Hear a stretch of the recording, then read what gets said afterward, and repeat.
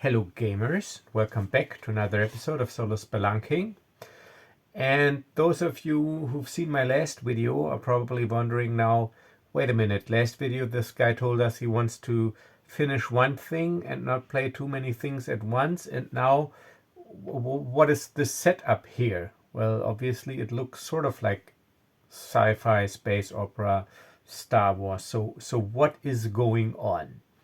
Yeah, good question. So the thing is, this will be a playtest video because some of you might remember this beautiful gem here, my Stardark Adventures in the Outer Fringe board game, role-playing game hybrid that uses the Shadowdark rule set with elements from my Stardark supplement and use them to play a board game, sort of like a sci-fi board adventure game. And we had a long weekend here in Germany because we had a holiday on Monday. And over this weekend, I had some time on my hands because, as usual, all my women, the big one and the little ones, they all are pretty involved in horseback riding and stable stuff. So I had some time to myself because I'm not into this horseback thing. And so I played 2 games of Stardark Adventures in the Outer Fringe, and I really enjoyed them. One game I lost, one game I won, and it was epic. The game I lost, I decided to help a rebel in peril who was under attack by 4 TIE fighters. I was pretty confident my ship was souped up, but again I was very unlucky, and so they blew me to bits at 9 renown, so I was on my last delivery. So long story short, I had a lot of fun, and I'm still thankful for this game, even though I made it myself, because it scratches my space opera, dice throwing, adventure gaming itch when I don't want to put too much thought and creative energy into the thing. I just want to sit down and play. So and this is what I did. So but while I was doing this, and also a short while before, I figured it would be great if you had a game like this that stands on its own feet, that is not based on the Stardark rule set, maybe more along the lines of more standard D20. So I took what I already had and made some modifications and adjustments, and what I have on my hands now is this right here. The D20 Space Opera Adventures in the Outer Fringe. And this is like a standalone game, which is classless and skill-based and uses, basically a D20 system that is included in this document. So it's like its own standalone thing. It, of course, builds heavily upon Stardark Adventures in the Outer Fringe. I made some adjustments, and I don't know yet if they're good. So this is why I'm going to playtest this. And as far as I'm concerned at this point, this is purely a personal project. So I have no intention of releasing it yet to the public. It needs some more refinement, I think. I will play a couple of more games, and also I don't want to set the impression that I try to sell the same stuff over and over again. So you can, if you're interested in these kind of games, you can pick up my Stardark Adventures.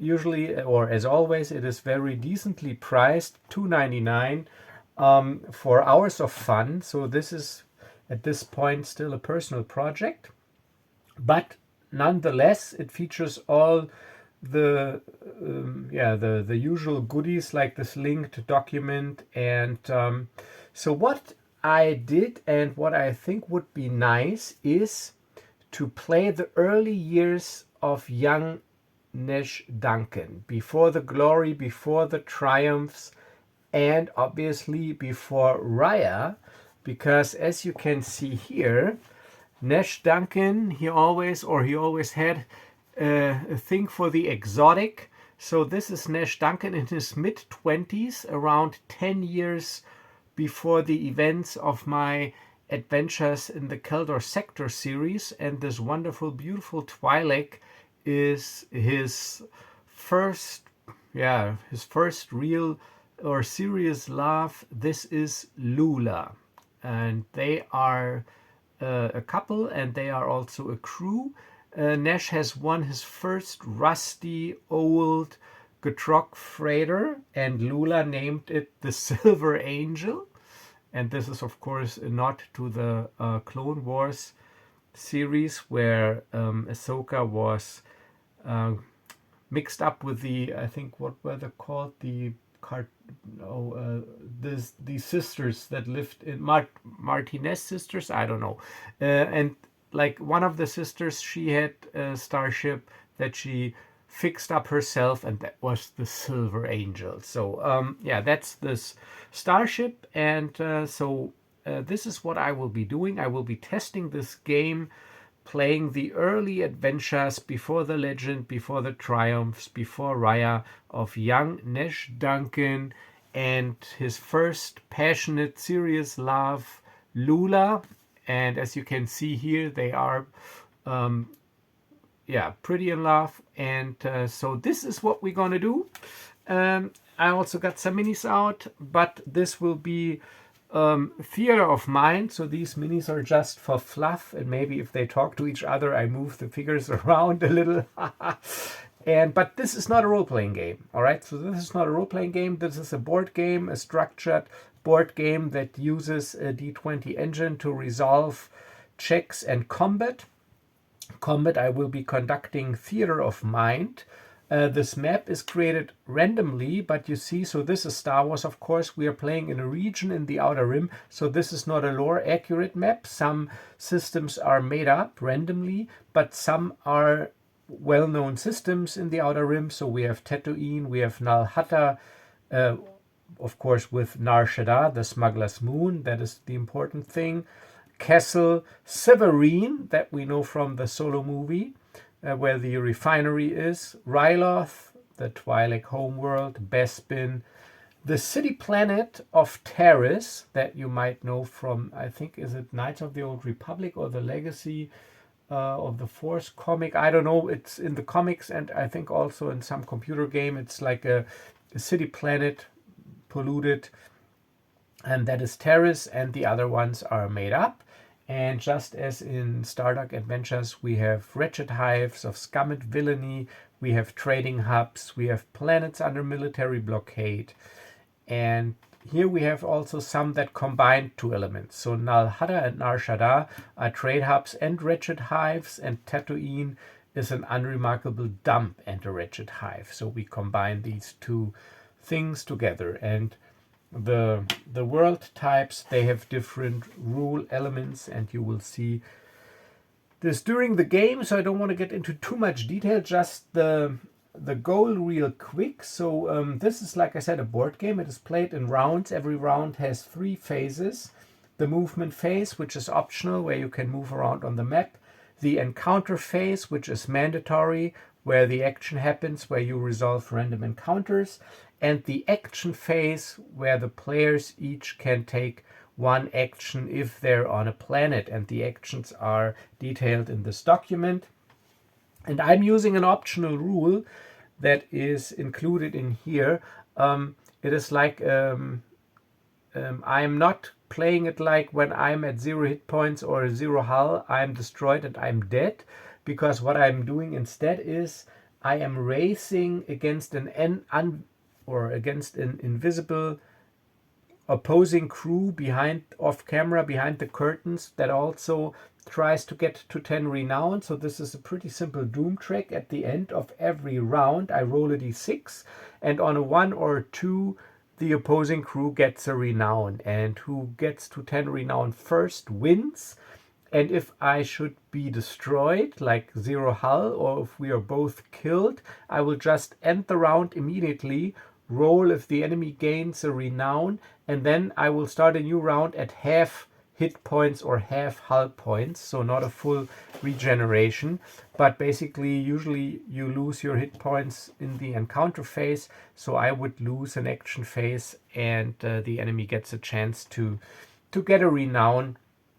So let's see how this works. So as I've said, this is the first time I'm playing this. Up until this time it's only been theory crafting, and so let's see how this goes. You can level up, you can carouse, and like I said, it is skill based, so no classes. The classes are made by the skills. So we have Loola. She is a Twi'lek tech wizard, my co-pilot and mechanic, and I rolled the stats with my system that I use now, which is 3d4 plus 6 down the line, and then you can swap 2 scores, and if you should, or if you don't get 1 score, at least 14, you can raise 1 score to 14. But I was really lucky, so these are the modifiers. I got 2 18s, dexterity and intelligence, which is good for a tech wizard.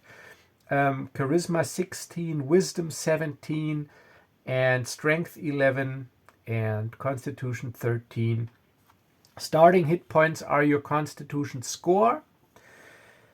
And everybody gets 4 trained skills from a list of skills in here. And since she's my tech whiz, she's got mechanics, systems operation, which is like the slicer computer use skill, security systems, and interaction. And Nash Duncan, scoundrel, he's got piloting, obviously. He's the pilot. He's got streetwise as a smuggler. He's got thievery, and also interaction, because everybody needs interaction. It's like the social skill. Okay, so we both wear light armor jackets.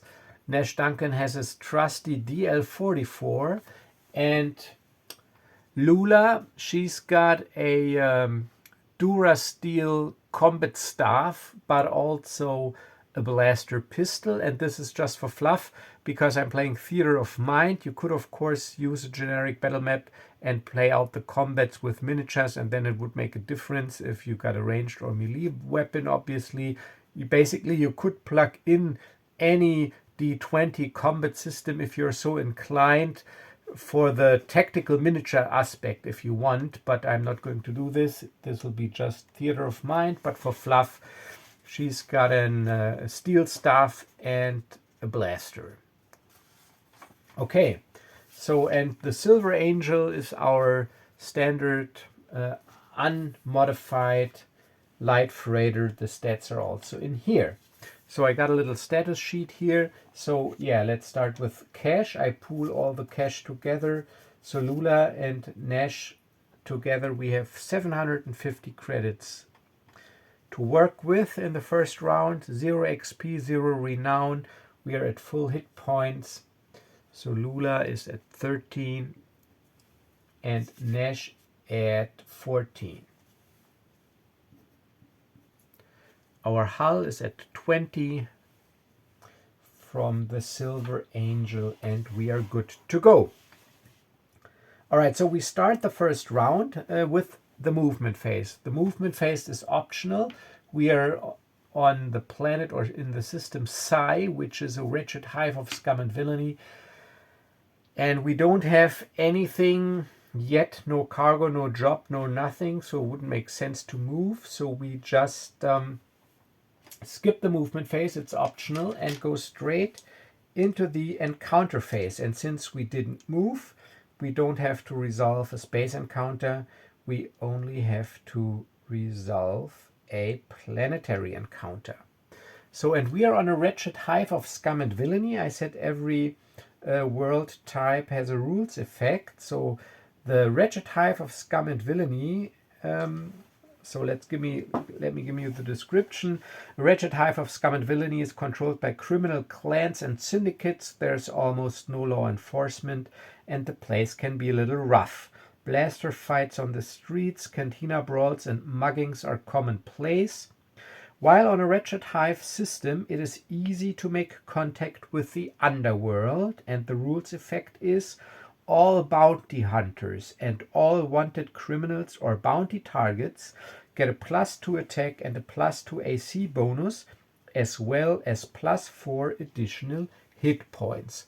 So these are the 2 rules effects. It is easy to make contact with the criminal underworld, which is needed for some jobs or actions, and criminals and bounty hunters are especially tough in a wretched hive of scum and villainy. All right, so let's roll for an encounter. And this is a D66 table with red in front. So 61. So let's go to planetary encounters here, 61.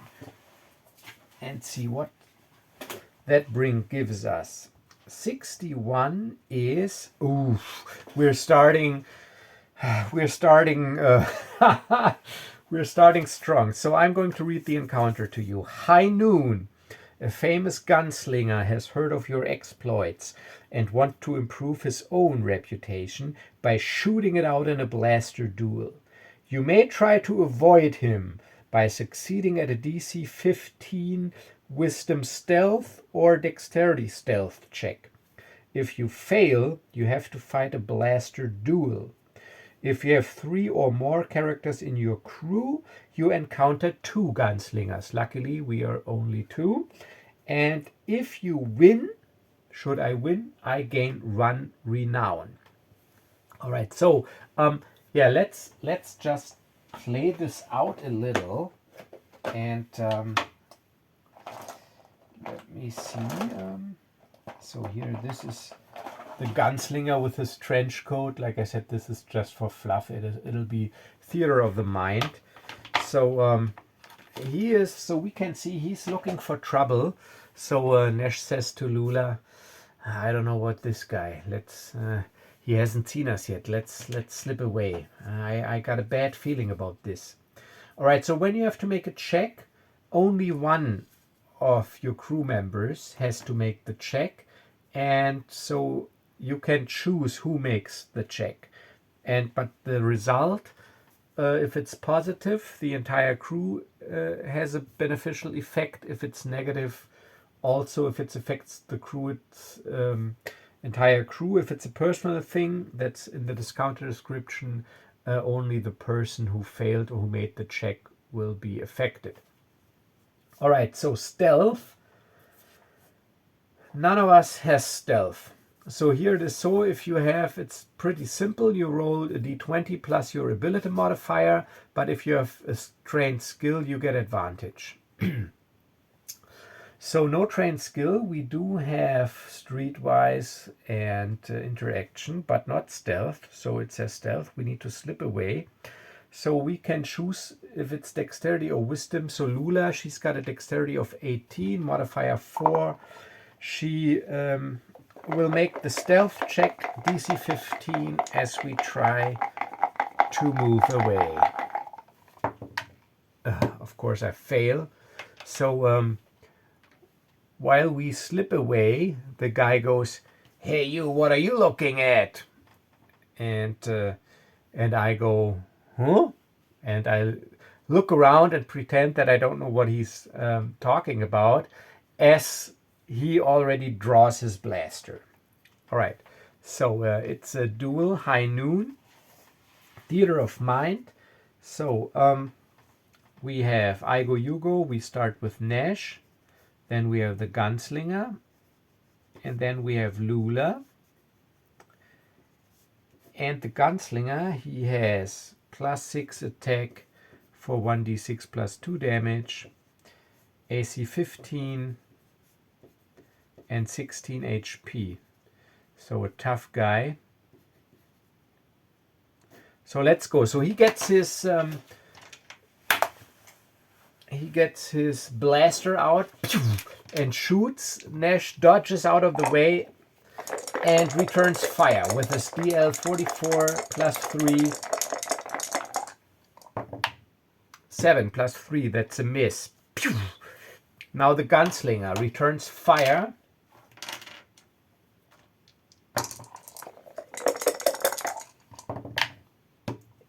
8 plus 6, that's a miss.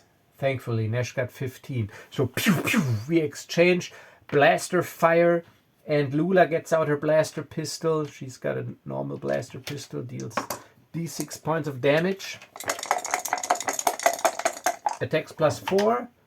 A 2. Pew, pew, pew. All right, so we all, in the first round of combat, we all miss.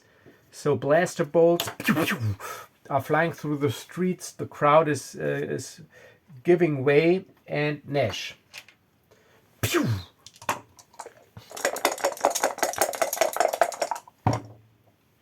Yes, 19 for 5. Pew! Ah. So Nash hits for 5. So he is at 11 hit points. From 16 down to 11, but he returns fire. Pew! Shoots at Nash.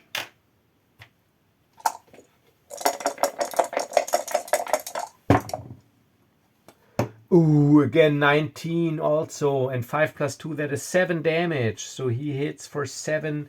So Nash's HP, he's got 14, so I go down 50% down to 7. Pew!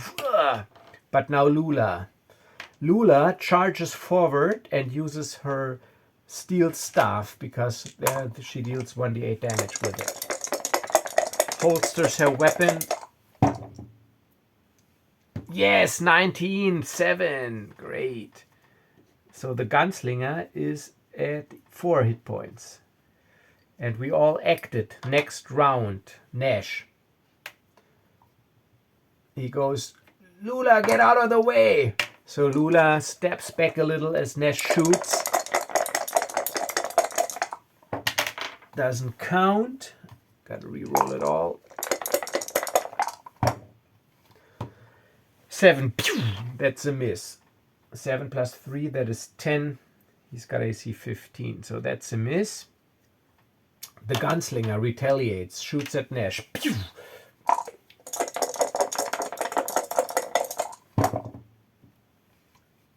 Seven + 6, 13. That's a miss. And now Loola with her staff.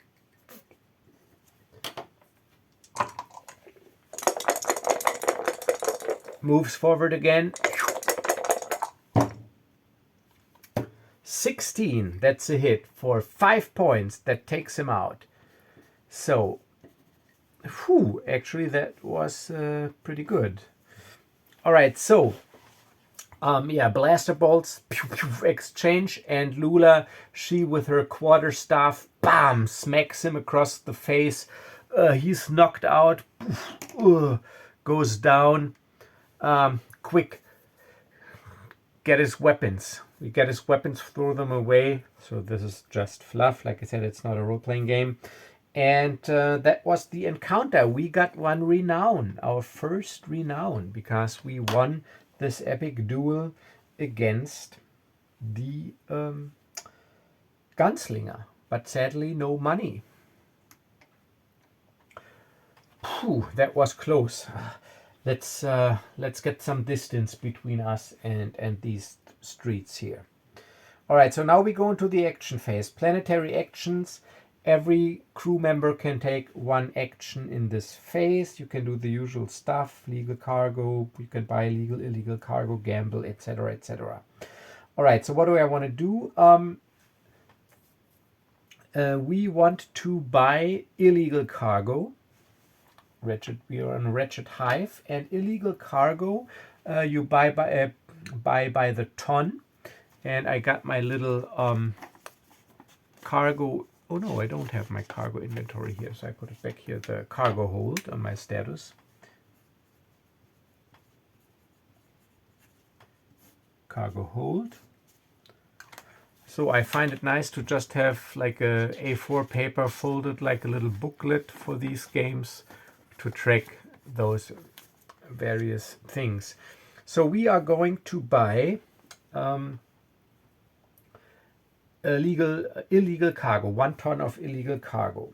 So if we want to buy illegal cargo, we have to succeed at a DC 15 check to make contact with the underworld. However, on a Wretched Hive of Scum and Villainy, which we are, the DC is only 12, and it is a charisma, wisdom, or intelligence streetwise check.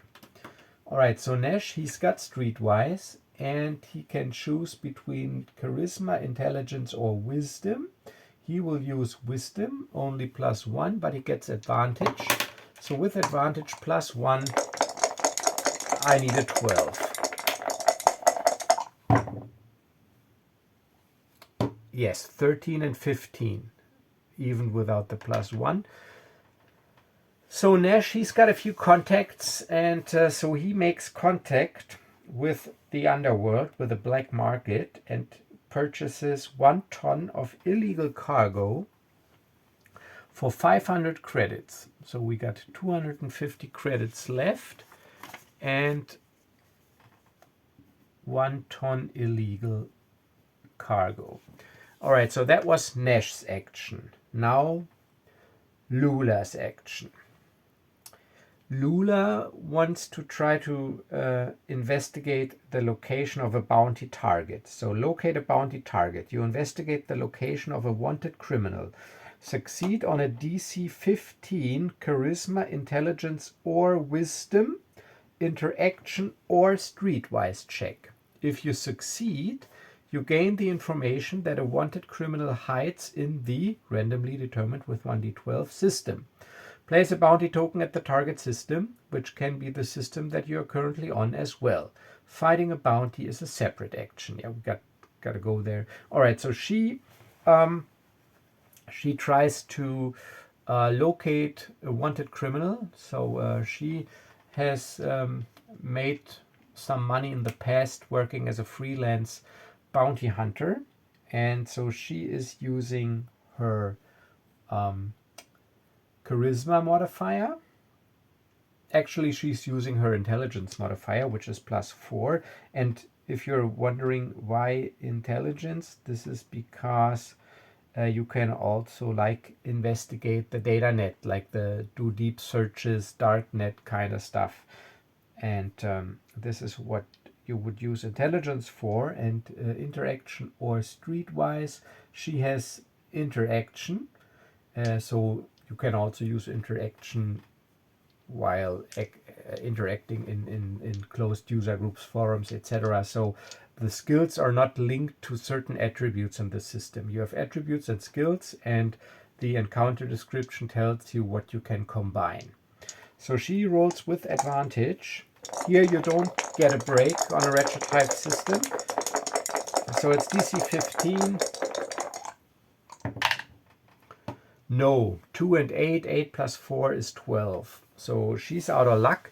So she fails to locate or investigate the location of a criminal. So we're at the end of the round, and now we roll to see if the invisible opponent gains a renown. No, they don't. So, and I got enemy renown. Do I have enemy renown here someplace? No, so I gotta put that down as well. Renown, and this is for us and the enemy. Don't need much space because I'm just making check marks, but so far no renown for the enemy. So we start the next round, and we have 1 ton of illegal cargo and still 250 credits. We could buy 2 tons of legal cargo for that as well, because a ton of legal cargo only costs 100 credits. But then we have to go through another encounter first, because we can only do stuff in the action phase. So now we're in the movement phase. It is optional, so we have to decide, and I think we will move, and we will try to get to Terrace, trade hub system. So the thing is, it'll be 1, 2, 3, 4 squares. The hyperspeed, the starting hyperspeed, you can of course upgrade all your ship stats, is only 1 plus, and plus means you got to make an astrogation check, which is a DC 15 intelligence systems operation check, and for every point above 15 for this movement you gain in another hex of movement. So so we power up the ship, we launch, head for the gravity well. And Nash says to Lula, well, Lula, do your magic. because she's the co-pilot and astrogator. She's got systems operation and intelligence 4, so modifier 4. So since she's got the skill, she rolls with advantage. Target is 15 and every point above 15. So I need an 18 because I need to get 3 if I want to get there with one go. Look at this. 16 rolled plus 4 intelligence, that is 20, so that is plenty. So yeah, course laid in. Should be a breeze. I know this region. Alright, so we get enough additional movement, so no deep space encounter. 1, 2, 3, 4. So we arrive in the Terrace system, a trade hub, a metropolitan trade hub. So let me read to you what a trade hub does. Metropolitan Trade Hub World Type. A trade hub system is highly populated. Usually most of the planet's surface is taken up by one huge urban sprawl, often with several layers. A trade hub system features well-stocked and large starports, and major galactic corporations have offices there, even in the Outer Rim. While on a trade hub system, now this is the rules effect, you get a 10% discount on all cargo, illegal cargo, gear, weapons, and ship modification purchases, as well as repairs. So that's great. So this is where we are. So now we completed movement, we go into the encounter phase. And since we have moved to a different planet, now we have to resolve 2 encounters. One encounter in the space, in the system space around the planet, while we are on approach to land. So this will be a space encounter. And then when we're down on the planet, another planetary encounter. So whenever you move to a different system, you resolve 2 encounters. If you stay where you are, you resolve only 1 encounter. And again, this game is meant to be played cooperatively. So this is not a pure solo game. So if you got 2 or 3 friends, each plays 1 character. So you each choose your own actions and make your own roles in combat. But you play as a crew and you resolve the encounters together. So yeah, system space encounters are a d20. Let's see what we got. 4. Ooh, another lucky break this time. Salvage. You come across the wreckage of a destroyed starship. A total of 1d6 tons. Let me determine that. Ooh, 3 tons. A total of 3 tons of cargo float in between the wreckage. You can scoop up 1 ton of cargo with a DC 15 Dex piloting check. Make 1 check per ton of cargo. If you fail, the cargo unit is destroyed. If you manage to scoop up any cargo, roll 1d6 afterwards. 1 to 3, it's illegal cargo. 4 to 6, it's legal cargo. Only 1 roll for the entire batch. You can sell it anywhere as if it was bought on a different planet. If the cargo is illegal, you are wanted as long as you carry it. Okay, so 3 tons of cargo. So as we approach the planet, Loola goes, I got something on the scopes. What is it?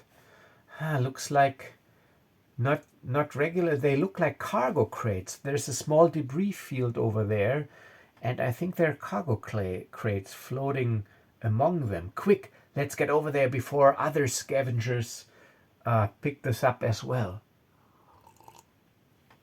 Yeah, all right, let's see what I can do. All right, Nash, do your piloting thing. Because I do have piloting, I roll with advantage. Damn it. I rolled with advantage and I got a dexterity modifier of +3. No handling yet, so +3 with advantage. I need 15 and I need to make 3 checks for every crate. 1 check for every crate. First crate, fail. Of course, I collide with the crate and the crate explodes. And Loola goes, damn it, careful. Yeah, sorry, I miscalculated our trajectory. Look at this, he made it up 20. So whoop, we scooped up one and the other one. 12 plus 3 is exactly 15. So after he adjusted, we scoop up two cargo crates, and let's see if it's illegal or legal. If I'm lucky, it's illegal. Yes, lucky, illegal. So 2 more tons of illegal cargo. So now we have a total of 3 tons illegal. All right, so that was the space encounter. Now we land and resolve the planetary encounter. Again, D66. Green is the first die. 4-3. Planetary encounter 4-3 is... We don't want you here, stranger. The population here is very hostile towards outsiders in this area of the city. Make a DC 15 charisma interaction check. If you fail, you can't take any planetary actions here during this action phase. Okay, so yes, DC 15. So they go, we don't want you. Get away. We don't want outsiders here. And we go, listen, we just wanna, we don't want to hurt anyone. We just do some business. So charisma interaction. That's Lula's part. She has charisma modifier 3 and interaction. She tries to smooth them over because she's got the skill. She rolls with advantage. And 16, yes, plus 3. So she smoothes them over, and they say, all right, you can go about your business, but make it quick. All right, so that was the encounter, so we can take actions. So we go into the action phase, and everybody can take one action. So first order of business, of course, is to try to sell our cargo. So sell illegal cargo. Illegal cargo sells for 1,000 credits per ton on any planet other than the planet is what it was purchased on, obviously. So you purchase it for 500, you can sell it for 1,000, so 100% profit. If you're on a planet military blockade, no. If you're on a wretched hive, DC 12, no. So we're on a trade hub, so it's a DC 15, and we need charisma, wisdom, or intelligence streetwise. So Nash, he's got streetwise. So he uses again wisdom, and he's got advantage, and he needs a DC 15.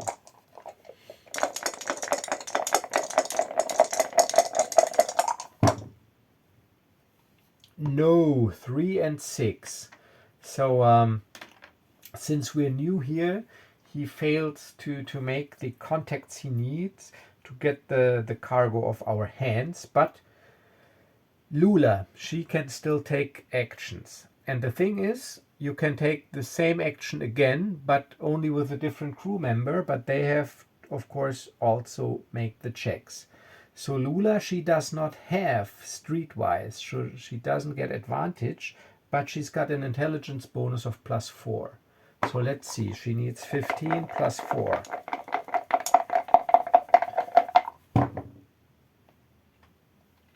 $18. So because she smoothed over the guys, one of the guys approaches her and says, hey, you're looking to get some hot stuff off your hands? I know just the right place. And he looks at Nash. If you change your mind about hanging around with this loser, you know where to find me. And Lula just smiles and says, I'll keep it in mind. Thanks. And then she goes to Nash. See, this is how it's done. This guy over there might help us. So we find a contact that we can sell our illegal cargo to. So we got 3 tons of illegal cargo. So we sell it all for a total of 1,500. So we are at 1,750 cash. The problem is, though, that was the second action, so we can't do anything else. And now the round ends, and we have to roll if the enemy gains a renown.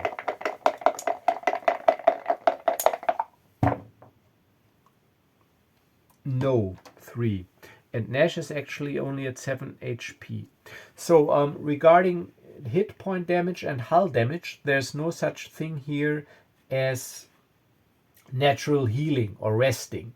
So if you want to heal, you got to pay a doctor, which is an action, or use a med pack, or you can try to repair your ship with a mechanic skill once per round out of combat, or visit a shipyard. So, and if you should have the medicine skill, you roll with advantage when you use a med pack. And only if you are trained in medicine, just like a mechanic, you can try to heal yourself once per round. But none of us has medicine, so that doesn't really matter. Nash is at 7 HP, and he does have a med pack, so he could use a med pack. This is a free action. You can do it anytime outside of combat, but you're limited to 1 med pack per character per round, so you can't inject yourself like with 2 or 3 med packs. But they're also expensive. They're 500 credits, but you know what, I'll just do it. So Nash is using a med pack, and that'll restore d6 points of damage. Let me check that. Gear, chapter 4 gear. Yeah, 1d6 hit points. 1 use item, limited to 1 medkit per character per turn. And that's a 5, lucky me. So Nash is back to 12 HP, which is good, and his med pack is gone. 1 use item.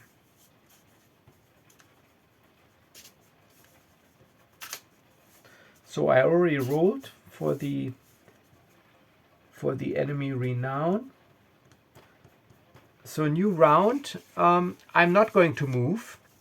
I'm going to stay on the planet because I want to get into the action phase here on this trade hub, because here you get a good discount. And let's see what the encounter is. So green is in front. Green is in front.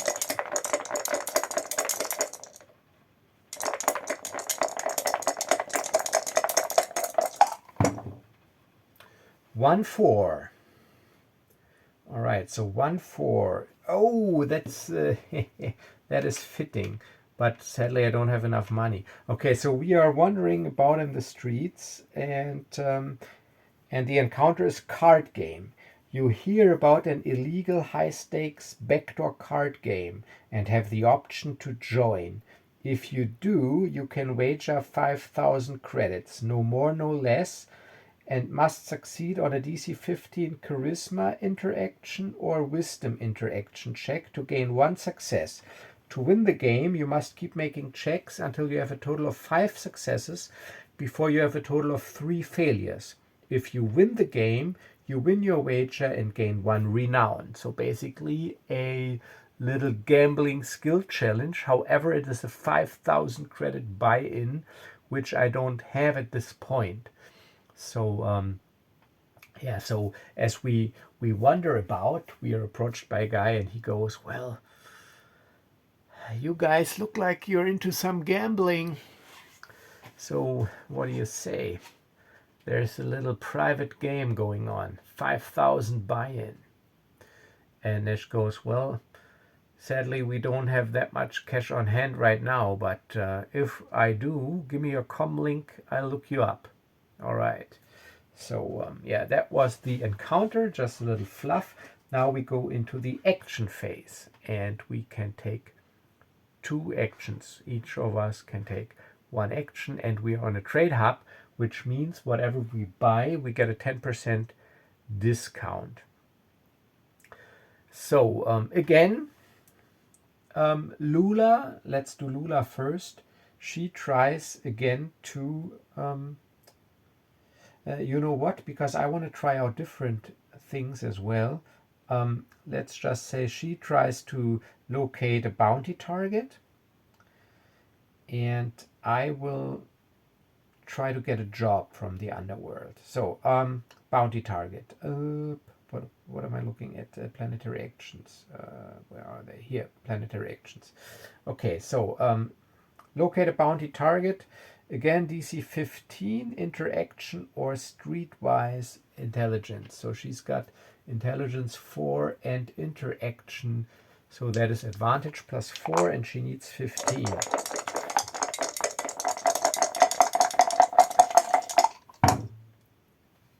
Yes, 1616. So she is lucky. In one of those darknet closed user groups, she made contact with an information broker, and the word is that he's a reliable source, and she locates or discovers the location of a wanted criminal, a bounty target, on this planet, planet number 3. Okay, so now this is interesting because we do have another action. So I'm using this little marker here, but I also, like here, I have this thing called just jobs, bounties, passengers. So I would just write down bounty on 3. Bounty on number 3, and then I would cross it off. This is how I did it with Stardark Adventures. So now the thing is, we don't know how tough the bounty is yet, but we do have another action. And fighting a bounty target is an action. So if I wanted to, Nash could use his action to fight the bounty target. So, and if you fight, always the entire crew is present. So let's do this.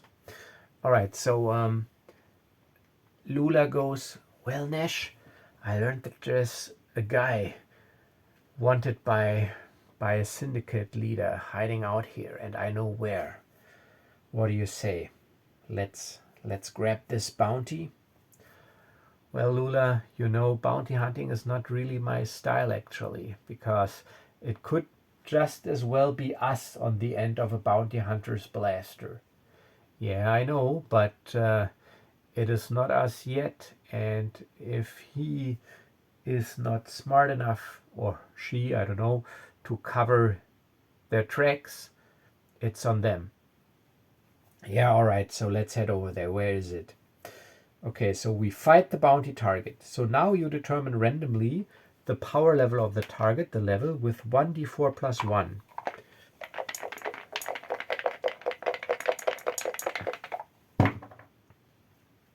Oh, and of course 4 plus 1 is 5. All right, so it's a level 5 bounty. So the HP are, so bounty 5. HP are level times 6, so 30 HP. Armor class is 12 plus level, so AC is 17. Attack bonus is 2 plus level, so that is plus 7. And damage is D6 for level 1, 2, and D8 for level 3 to 5. So D8 damage. And the bounty value is level times 2,000 credits. So that's also a 10,000 credit bounty. And for a quarry of level 4 plus, I would even get 2 renown. Okay, so let's do this. So Nash, bounty, Loola. That'll be the order of business. Okay, so let's see. Bounty. It is a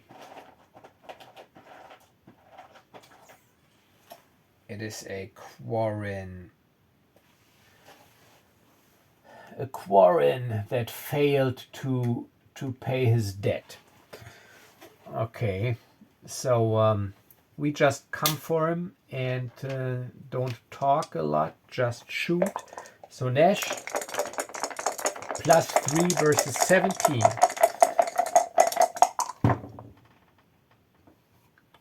No, 11 plus 3. Pew! So this guy, he's quick, he dodges and counterattacks with 1d8. Where's the d8? Here. He shoots at Nash. Counterattacks. Blaster rifle. Oh, 18. That's a hit, but luckily only 2 points of damage. So Nash is at 10. He was at 12. Now he's at 10. So Nash missed. The bounty target hit. Now Loola. Loola again charges forward with her steel staff. +4 versus 17. Ugh, 3. No, that's a miss. All right, we all acted. New round. Nash. Again, Loola, step back. Pew! Can you actually see what I'm doing up there? Not really, huh? Let's move this down here. Doesn't really matter. So, damn, should have checked it before. Never mind. So Nash is shooting. It's basically just for fluff. There's no tactical aspect involved here. 11 plus 3, 14. Again, that's a miss. Pew! Damn. This guy's quick. So now since Loola is engaging him in melee, he takes a step back and shoots at her. Pew!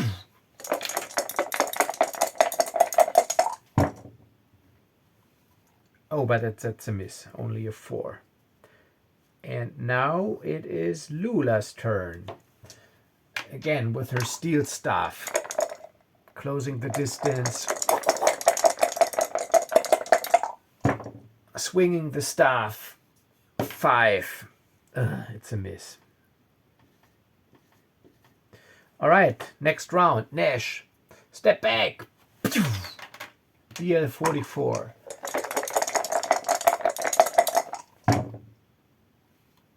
14 plus 3, that is a hit. Exactly. 17, 6 points of damage. But he's got 38 points, so now he is at 24. So yeah, Nash, he hit. Okay, so he takes a step back and shoots back at Nash this time again.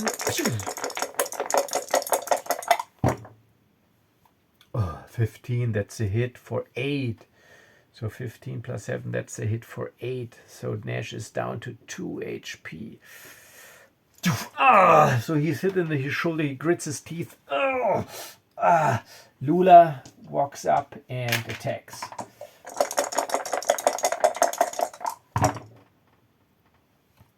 +10, that's a miss. +4, 14. And would have dealt only 1 damage. Damn. Okay, so a miss. New round. Nash is up again. He grits his teeth and retaliates. Pew!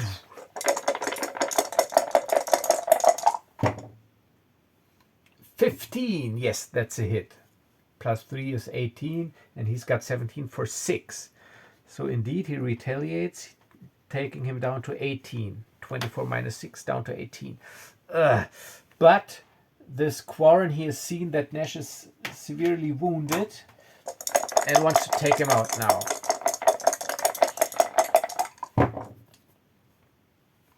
+13. Pew! That's a hit. +7, 27 points. So Nash is down and out. Loola, you'll regret this.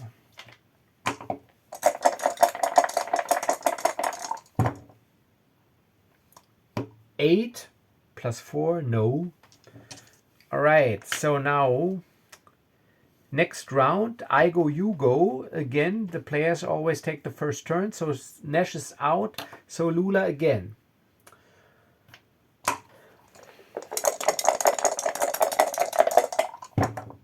And yes, 15, that's a hit for 5. So Loola hits for 5, taking the bounty to 13. But now he retaliates. You've bitten off more than you can chew, he goes, and shoots with a blaster rifle. Yes, he hits, but only, or lucky, only for 2 points of damage, and Lula's HP are 13, -2. Now she's at 11, and Nash is currently at 0. Right, so he hits. Next round, Loola, using her staff.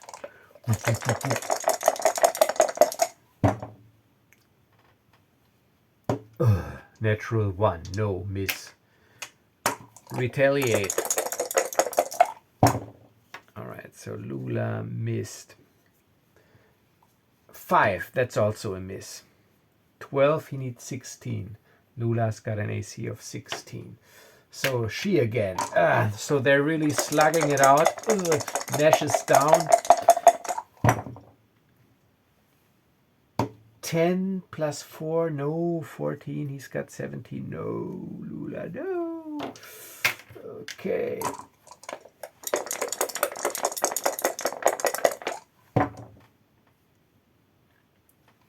$17. For 7, yes, he hits. So the bounty target hits for 7, taking Loola to 4 HP.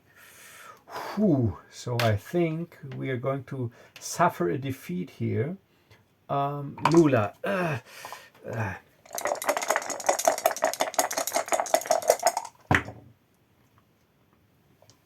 A 2. No. Loola, no. So last 3 rounds she missed. Now the Quarren.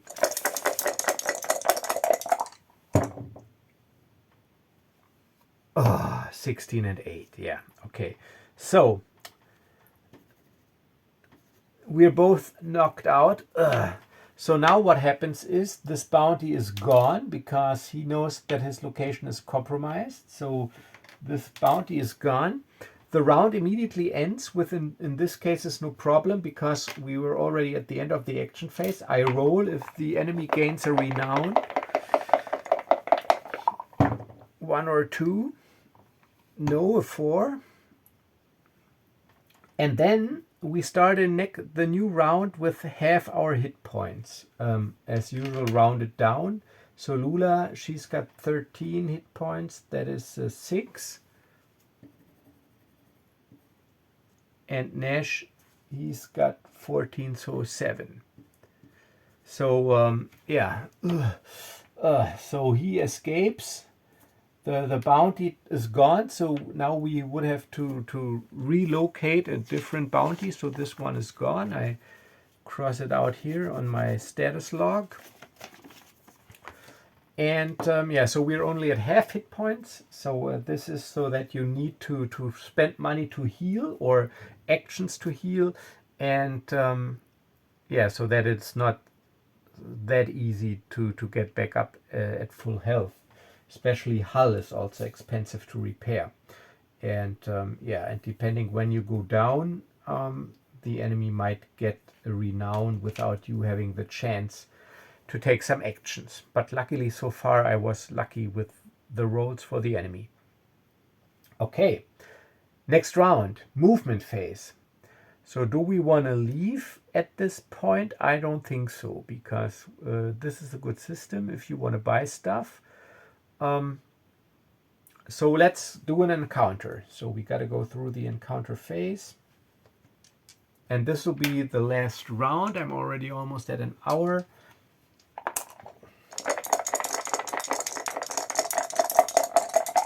Green is in front. Let's say green is in front. Planetary encounters. 2-1.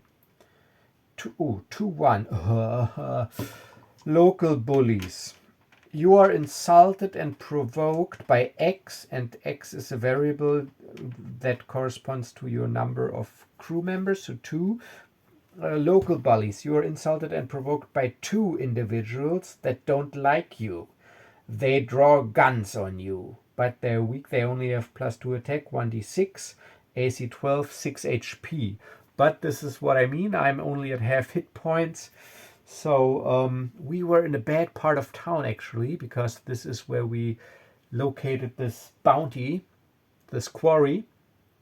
And as we are now weakened and injured and basically try to limp back in a more civilized part of town, those 2 bullies, a Rhodian and a Trandoshan, of course, what else? They approach us. Hey, we don't like you here. And they draw guns on us. All right. Combat again.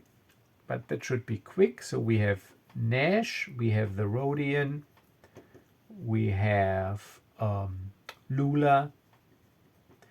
and the Trandoshan. And the Trendo. And so, Nash, they only have 6 HP each. But still, the Rhodian 6. I mean, Loola also only has 6.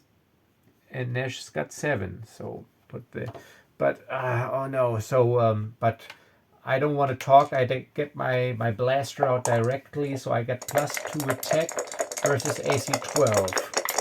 +3 attack, sorry. 8.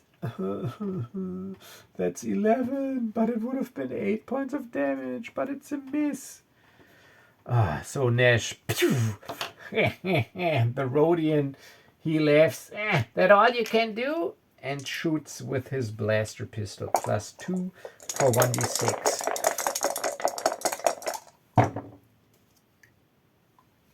Oh, lucky, he rolled a 3, so also a miss. Now Loola is is charging with her quarterstaff, steel staff, at the Trandoshan. +4. Oh, you gotta be kidding me. 4 + 4 is 8. No, but again, that would have been 8 points of damage. So Loola misses as well. And the Trandoshan attacks in close combat with his natural weapons, his claws. +2. And of course he hits, but only for 2, thankfully.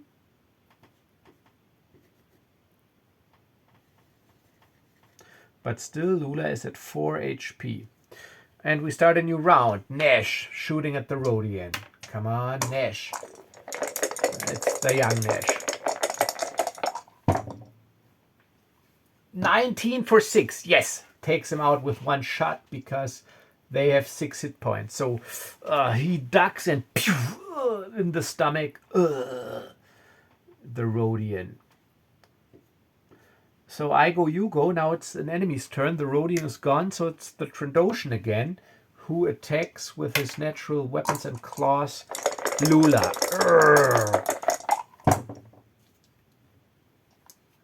18, but lucky again. Here's the Trandoshan for 2. So Loola is at 2 hit points. She's got 2 hit points left, and now it's her turn. Come on, Loola, retaliate.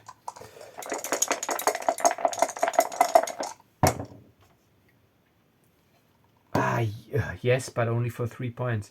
So she hits, but sadly only 3 points of damage, taking the Trandoshan to 3. But new round, I go, you go, we go first. Nash, step back, Loola. She takes a step back, he shoots. Pew! +3. Yes, but 1 point of damage. You gotta be kidding me. Okay, so I shoot 1 point. She's at 2 hit points. He charges towards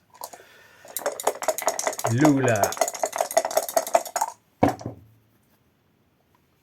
7 + 2. No, that is not enough. Lucky. That was the Trendo. He missed. Rhodian is out, and now Loola. Come on, Loola.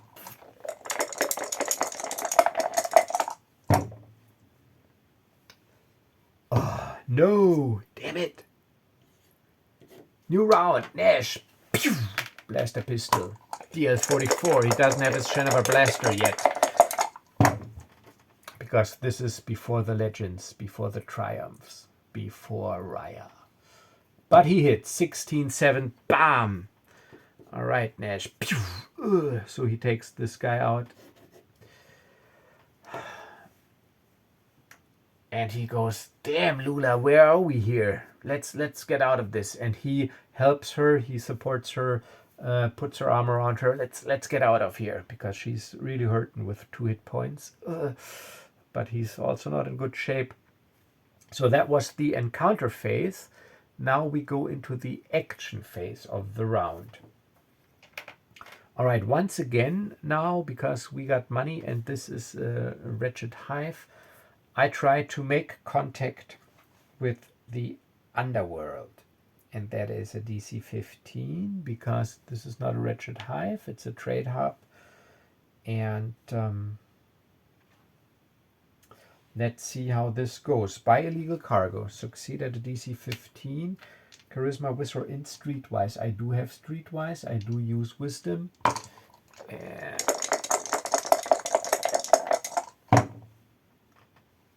17, yes, lucky, thanks to the advantage. So I make contact with the underworld. So now I get a 10% discount. So I buy 3 tons for 1,500 and I get 150 credit discount. So 1,500, so that'll be 1,350 if I'm not mistaken, meaning I'm left with 400 credits.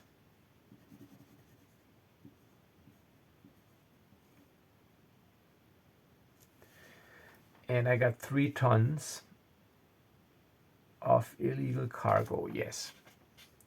That's 1,350, yeah.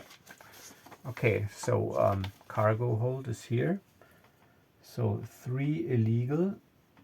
I know that it's tons. So that was my action. And now Loola, she's got an action. We have 400 credits. You know what? Should she gamble? The odds are bad, but no. No. She will try to obtain a job from the criminal underworld. All right, obtain a job from the criminal underworld. I know she doesn't have streetwise, but she's got +4 charisma. Oh, intelligence. Yeah, why not? Come, I said it, so I do it. So while Nash is acquiring illegal cargo, she also asks around if someone needs a capable crew for maybe an illicit job.